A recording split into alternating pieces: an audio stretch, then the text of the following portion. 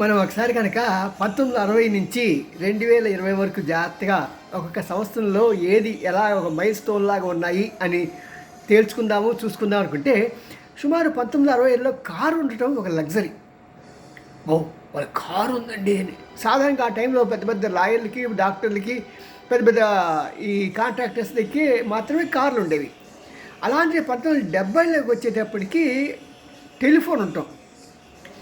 Telephone ఎవరి ఇంట్లోనే ఉంటే ఆ చుట్టుపక్కల అందరూ కూడా అమ్మో వాళ్ళ ఇంట్లో టెలిఫోన్ ఉందండి అని చెప్పి వాళ్ళు ఎవరికైనా ఫ్రెండ్స్ ఎవరికైనా చావు వార్తలు కానీ ఏదైనా ఇంపార్టెంట్ న్యూస్ కోసం అయితే వాళ్ళు ఈ నెంబర్ని ఇచ్చేవాళ్ళు అన్నమాట.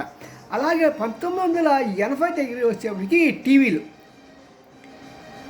రకరకాల టీవీలు అన్నమాట. ముందు బ్లాక్ అండ్ వైట్, తర్వాత కలర్ టీవీలు అన్నీ వచ్చాయి. తర్వాత 90కి వచ్చేప్పటికి కంప్యూటర్. ఎవరింట్లో అయినా సరే ఎవరి దగ్గర అయినా సరే కంప్యూటర్ వాళ్ళ ఆఫీస్లో ఉందంటే అది పెద్ద గొప్ప.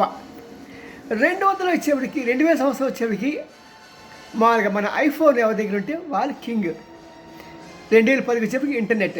ఇలాగ ఒక్కొక్కటి మారిపోతూ ఒకనాటి లగ్జరీస్ తర్వాత కాలంలో నెసెసిటీస్గా మారిపోయాయి. నేను చెప్పిన వాటిలో మీకు ఈ రోజున లగ్జరీగా అనిపించింది ఏది చెప్పండి?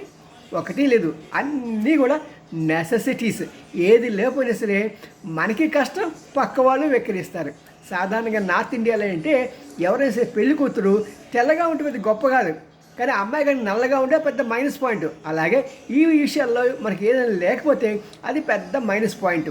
మరి ఇలాగుంటుంది జీవితం, పరిగెత్తే ప్రయాణం.